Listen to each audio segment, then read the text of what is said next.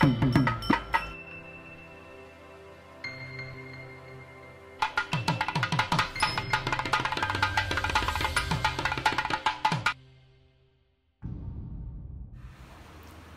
நெஞ்சங்கள் அனைவருக்கும் எனது அன்பு கலந்த வணக்கங்கள் என்றும் உரித்தாகட்டும். நாங்கள் இப்போது இந்த வழித்துணையின் 2வது அதிகாரத்துக்கு செல்கின்றோம். செம்பிங்கை பாலோடு செம்பருத்தி பூ மட்டும் எம்பிரானை அடைவதற்கு வழியென்று எண்ணாதீர். நம்பிக்கையுடையோர்க்கே தும்பிக்கை துணையாகும், தம்பி கை வேல் வந்து வினைகள் போக்கும். அதாவது நாங்கள் செம்பிலே பாலையும் செம்பருத்தி பூவையும் மட்டும் கொண்டு போய் ஆலயத்திலே கொடுத்துவிட்டு எப்படியும் வாழலாம், இறைவன் எங்களுக்கு அருள் புரிவார் என்று மட்டும் எண்ணக்கூடாது. இறைவனை நம்ப வேண்டும். நம்பியவர்களுக்கே தும்பிக்கை துணையாகும், அவருடைய தம்பியின் வேல் வந்து வினைகள் போக்கும் என்பதை குறிப்பிடுவதாக இந்த பாடல் அமைகின்றது. சதம் தூக்க சங்கரனார் பதம் தூக்கி எழுந்து வந்து நிதம் நம்மை காத்தருள்வார் என்று நீர் எண்ணாதீர். மதம் கூறா நெறிகளை நாம் வதம் செய்ய மனத்துள்ளே இதம் கண்டு மிதம் காப்பார் இனிதே. அதாவது நாங்கள் பணத்தை வைத்துக்கொண்டு, சதம் என்பது பணம், பணத்தை வைத்துக்கொண்டு நாங்கள் இறைவனை அணுகினால் பாதத்தை தூக்கி இறைவன் எங்களை காத்தருள்வதற்காக என்றுமே வரமாட்டான். மதம் கூறா நெறிகளை, எல்லா மதங்களும் நன்னெறியையே கூறுகின்றன. அந்த மதம் கூறாத தீய நெறிகளை, மதம் கூறா நெறிகளை நாம் வதம் செய்ய அழித்துவிட மனத்தினுள்ளே இதம் கண்டு, அந்த நிலை கண்டு மிதம் காப்பார், அதிகமாக காப்பார் இறைவன் நம்மை என்பதை இந்த பாடல் குறிப்பிடுகின்றது. ஆண்டுக்கு ஒரு முறை ஆண்டவனை வேண்டிவிட்டு வேண்டுவனவெல்லாம் கிடைக்கும் என்று எண்ணாதீர். பூண்டதோடு உடலினோடு புதைந்திருக்கும் உணர்வுகளும் என்றென்றும் அவனை எண்ண எல்லாம் கிடைக்கும் என்றோ. நாங்கள் எல்லோரும் ஆண்டுக்கு ஒரு முறை தேர்திருவிழாக்களிலே மகோற்சவங்களிலே ஆண்டவனை வணங்கிவிட்டு எங்களுக்கு எல்லாம் வாழ்க்கையிலே கிடைத்துவிடும் என்று எண்ணுகின்றோம். ஆண்டவன் மீது, விக்கிரகத்தின் மீது நாங்கள் ஆண்டவனை பிரதிஷ்டை செய்தால் சுமார் 12 ஆண்டுகள் அதிலே மூர்த்திகரம் நிலைத்திருக்கும். ஆனால் ஒரு மனிதன் மீது ஆண்டவனை பிரதிஷ்டை செய்தால் 24 மணித்தியாலங்கள் மாத்திரமே அது அந்த மனிதன் மீது இருக்கும். அதனால்தான் ஒவ்வொரு நாளும் ஆண்டவனை வணங்க வேண்டும் என்கின்ற ஒரு கருத்து நிலவுகிறது. அதையே இந்த பாடல் குறிப்பிடுகின்றது. பாசத்து மலரோடு வாழை பழமெடுத்து தேசத்தை படைத்தவனை தேடி நாங்கள் கொடுத்திட்டால் பாசத்தை பொழிந்தமக்கு பரமசிவன் அருள்வானோ, நேசத்தோடு அவன் மேல் நெடும்பக்தி வேண்டாமோ என்று இந்த பாடலிலே குறிப்பிடப்படுவது. பாசத்து மலர்களையும் வாழைப்பழத்தையும் எடுத்து தேசத்தை படைத்த, உலகத்தையே படைத்த ஆண்டவனை தேடி நாங்கள் கொடுத்திட்டால் பாசத்தை பொழிந்தமக்கு அந்த இறைவன் அருள் புரிவானா, நேசத்தோடு அவன் மேல் நெடும்பக்தி வேண்டாமோ என்று இந்த பாடல் குறிப்பிட்டு கேட்கின்றது. படைத்தவன் படைத்தவற்றை படைத்தவனுக்கே படைத்துவிட்டு கிடைத்திடம் கொடையன்று எடை போடும் நடையோர்க்கு தடை போட்டு சடைபுறையான் விடையொன்று மடை தரப்பான் இடையராது தன் படைப்பிற்கு கொடியாகி தலை அடையன்றே. நாங்கள் இறைவன் படைத்த பால், பழம், மலர் போன்றவற்றையெல்லாம் கொண்டு போய் இறைவனுக்கே படைத்துவிட்டு அவற்றை நாங்கள் படைத்தோம், அதை உனக்கு படைக்கின்றோம் என்று படைத்து விட்டால் அதை ஒருபோதும் இறைவன் ஏற்றுக்கொள்ள மாட்டான். இறைவன் தான் படைத்த படைப்புக்கள் அனைத்திற்கும் நாங்கள் குடியாகி அவர்களை காப்போமானால் அப்போதுதான் மகிழ்ச்சி அடைந்து அந்த இறைவனங்களுக்கு அருள் புரிவான் என்பதை இந்த பாடல் குறிப்பிடுகின்றது. பாலோடு இளநீரும் பஞ்சா அமிர்தமதும் தேனோடு கலந்திறைவன் திருமேனி தடவுதல்தான் நீடூழி வாழ வழி என்றெண்ணி நின்றிடாதீர். ஊனோடு உயிரையும் அவனு காக்கும் அது வழியாகும். பாலோடு நாங்கள் பஞ்சாமிர்தமும் எடுத்து இறைவனுடைய திருமேனியை கழுவி விட்டால் அதுதான் நாங்கள் நீடுழி காலம் வாழ்வதற்கான மார்க்கம் என்று எண்ணிவிடக்கூடாது.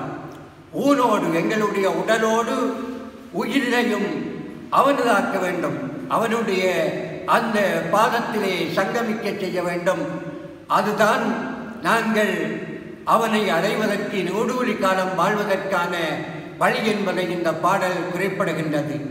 பூசி புணர்த்தி நல்ல பூசைகளும் பார்த்த பின்பு பேசி பெருங்கதையின் அரும்பொருளும் கேட்டுவிட்டு நேசித்தே இறைபடவை நெஞ்சார அணைத்திடாமல் தூசித்து தூர வைத்தால் இறை நமக்கு துணை வருமோ. நாங்கள் குளித்து முழுகி திருநீறு பூசி சந்தனம் பூசி சிவசின்னங்கள் அணிந்து பூசைகள் எல்லாம் பார்த்த பின்னால் பெருங்கதைகளை அங்கே இறைவன் உடைய அற்புத கதைகளை கேட்டு அதன் அரும்பொருளும் கேட்டுவிட்டால் இறைவன் எங்களுக்கு அருள் புரிய மாட்டான்.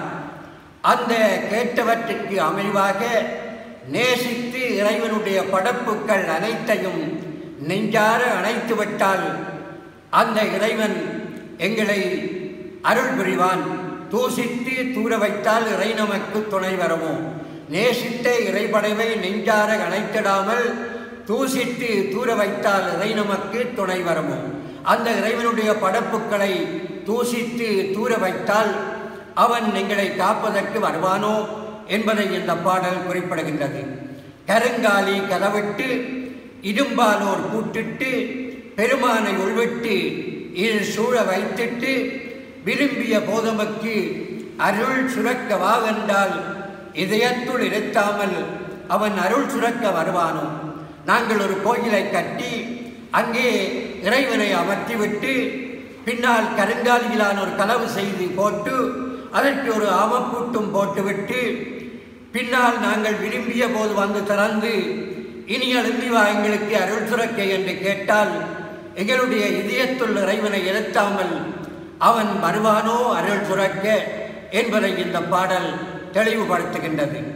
நிலம் தோண்டி ஜலமெடுத்து நீராடி நிறம் தீட்டி பலன் வேண்டி சிறகடையில் படைத்திறவே பொருள் வாங்கி தலமேறி வலம் வந்து தட்டமிட்டு தான் கொடுத்தால் மலம் கலந்த மனத்துள்ளும் மகிழ்ந்திருக்க இறை வருமோ. நாங்கள் நிலத்தை தோண்டுகின்றோம், அங்கே நீர் வருகின்றது, அதை எடுக்கின்றோம். இன்னும் சில கடைகளுக்கு சென்று அங்கே படைப்பதற்காக பொருட்கள் வாங்குகின்றோம். வாங்கியவற்றையெல்லாம் ஒரு தட்டத்திலே வைத்து ஆண்டவனுக்கு கொண்டு வந்து நாங்கள் கொடுத்திட்டால் ஆணவம் கண்மம் மாயை என்கின்ற அந்த நிலைகள் நிறைந்திருக்கின்ற எங்களுடைய மனத்துள் இருவதற்கு ஆண்டவன் வருவானோ என்று இந்த பாடல் கேட்கின்றது. அடுத்ததாக நாங்கள் வழித்துணை 3 என்கின்ற அதிகாரத்திற்கு செல்வோம்.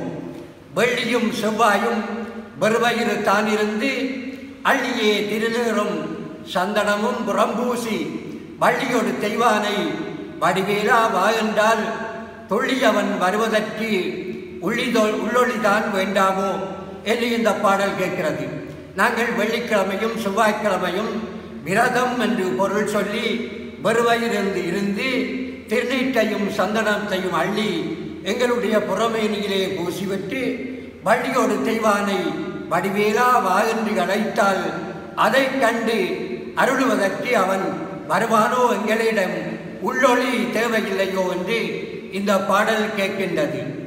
முனிவரும் தேவரும் மனிதருள் உண்டென்று இனிவரும் நாட்களில் பணிந்திட யாருடன் பிணிதரும் அசுர பணிகளை களைந்திடில் கனிவுடன் கடவுளும் மனிதருள் தோன்றுவான். அதாவது நாங்கள் முனிவரும் தேவரும் மனிதரில் உண்டென்று யார் அறிந்து கொள்ளுகின்றோம், யார் சொல்லுகின்றோம்? முனிவரும் தேவர்களும் ஏதோ ஒரு புற உலகத்திலே இருக்கிறார்கள் என்ற எண்ணத்தோடு வாழ்கின்றோம். ஆனால் நாங்கள் எங்களுடைய அந்த அசுர குணங்களை விட்டறிந்து விட்டால் அந்த அசுர குணங்கள் அற்ற இடத்திலே முனிவரும் தேவரும் உருவாவார்கள் என்பதை குறிப்பிட்டு இந்த பாடல் கூறுகின்றது. ஐம்பொறியும் ஆறறிவும் நம்மிடமே உள்ளதனால் இம்மையில் நாம் மேலன்று இருமாப்பு அடையலாமோ? எம்பெருமான் படைப்பிற்கு ஏற்றபடி நடைகின்றேன் அம்மையோடு அப்பறமை மனிதரென்று அருள்வாரோ? ஐம்பொறி எங்களிடம் இருக்கிறது, 6 அறிவு எங்களிடம் இருக்கிறது. அதை வைத்துக்கொண்டு நாங்கள் பெரியவர்கள் என்று இருமாப்பு அடையக்கூடாது. நாங்கள் இறைவன் நம்மை படைத்ததன் நோக்கத்தை சரிவர நிறைவேற்றினால்தான் இறைவன் எங்களை மனிதரென்று எண்ணி அம்மையோடு அப்பறமை மனிதரென்று அருள்வாரோ? நாங்கள் அப்படி நடக்காவிட்டால் அம்மையப்பர் எங்களை மனிதரென்று அருள்வாரோ என்று இந்த பாடல் கேட்கின்றது. ஐம்பூதம் ஐந்துமே ஆண்டவனின் அங்கமென்று நம்பி தொழுவோர்க்கே வெவ்வினைகள் வேலரும் எம்மிலும் மேலிங்கு ஏதுண்டு என்பவர்க்கோ தம்மினையே வினையாகி தம்மை சுட்டுவிடும். அந்த ஐம்பூதங்கள் நிலம், நீர், தீ, காற்று, ஆகாயம் என்று சொல்லப்படுகின்ற அந்த 5 அங்கங்களுமே ஆண்டவன் என்று ஆண்டவனை வணங்குவோர்க்குத்தான் வெவ்வினைகள் வேறரும். எம்மிலும் மேலிங்கு ஏதுண்டு என்ற இருமாப்போடு நடந்தால் அந்த எண்ணமே எங்களை அழித்துவிடும் என்பதை கூறுவதாக இந்த பாட்டு கூறுகின்றது. நிலம் நடுங்க நீலகலும் நெடுங்காற்று புனல் வீசும் விண்ணதிர வாழ்வழியும் வனமெறியும். ஏனென்றால் இனங்கண்டு இவை அனைத்தும் இறைவனது அங்கமன்று தினம் தினம் போற்றி நாம் துதிக்காவிடில். நிலம் நடுங்கும், நீர் தரைக்கு வரும், புனல் காற்றோடு மழை பெய்யும், விண் இடி முழங்கும், வாழ்வு அழியும், வனமெறியும். இவையெல்லாம் ஏனென்றால் இந்த இயற்கை என்று சொல்லப்படுகின்ற ஐம்பூதங்களும் ஆண்டவனுடைய அங்கமன்றி நாங்கள் எண்ணாவிட்டால் இவையெல்லாம் நடக்கும் என்று இந்த பாடல் கூறுகிறது.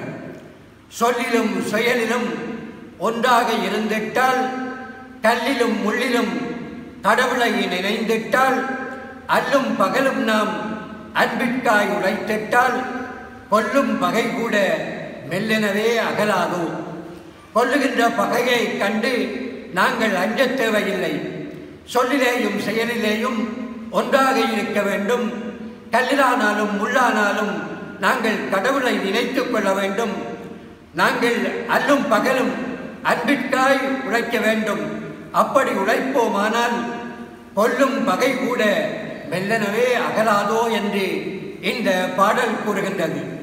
சொத்தோடு சுகங்களும் மெத்தவே இருந்தாலும் வைத்திருக்க ஏதுண்டு செத்த பின்பு என்றறிந்து இத்தரையில் நாமும் நமது முறை என்று உணரில் இறை என்ற பெரும் சொத்து இனி நமதென்று ஆகாதோ.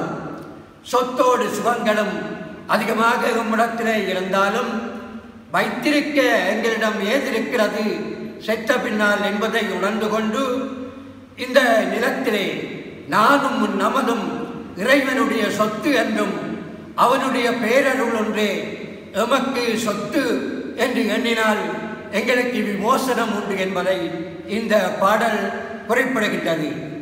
ஆதனமாய் நாங்கள் அவனியிலே வாழ்ந்தென்ன ஏதனமாய் வாழ்வில் எவற்றுமே உதவிடாமல் வேதனத்தோடு வாங்கும் சீதனம் தானும் சேர்க்கும் சாதனமானால் சரியோ சாமிக்கு மோதகம் மட்டும்தானோ என்று இந்த பாடல் கேட்கிறது.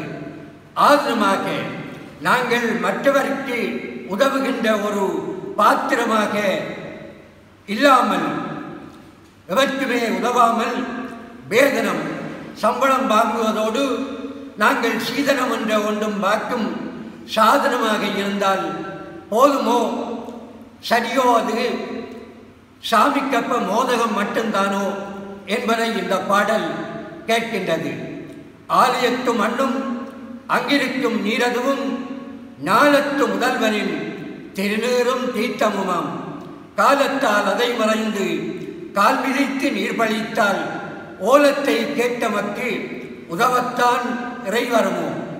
ஆலயத்தை சூழ்ந்திருக்கின்ற அந்த பிரபாகத்து மண் முழுவதும் திருநீராக கருதப்பட வேண்டிய ஒன்று. ஆலயத்திலே இருக்கின்ற நீரானது உப்பு நீரானாலும் சரி, நன்னீரானாலும் சரி, அது ஆண்டவனுடைய தீர்த்தமாக கருத வேண்டும். அந்த ஆலயத்து மண்ணிலே நாங்கள் நடக்கக்கூடாத மாதிரி நடந்து அந்த அற்புதமான நீரையும் பழித்துரைத்தால் எங்களுடைய ஓலத்தை கேட்டு உதவுவதற்கு ஆண்டவனார் வருவாரோ என்பதை இந்த பாடல் கேட்கின்றது. தன்னுள்ளோர் ஆலயத்தை தானமைத்து தொழுவோரே முன்னுள்ள ஆலயத்தின் மூத்திகரம் தாமுணர்வர். பின்னின்றோர் பேரெண்ணம் தள்ளிடவே பக்தி என்போர் இன்புறுவர் இப்பிறப்பில் பிறந்து பின் உழல்வதற்கு. தனக்குள்ளேயே ஒரு ஆலயத்தை அமைத்து அங்கே உள்ளுக்கு ஒரு வழிபாட்டை செய்பவர்கள்தான் தனக்கு முன்னுக்கு இருக்கிற ஆலயத்தின் அந்த மூத்திகரத்தை உணர்ந்து கொள்வார்கள். பின்னுக்கு நின்று பெரிய ஒரு எண்ணம் தள்ள நாங்கள் இறைவணக்கம் செய்வதெல்லாம் அது பிறந்து பிறந்து பின்னும் உழல்வதற்குத்தான் வழிவகுக்கும் என்பதை இந்த பாடல் தெளிவாக கூறுகின்றது. நன்றி, வணக்கம்.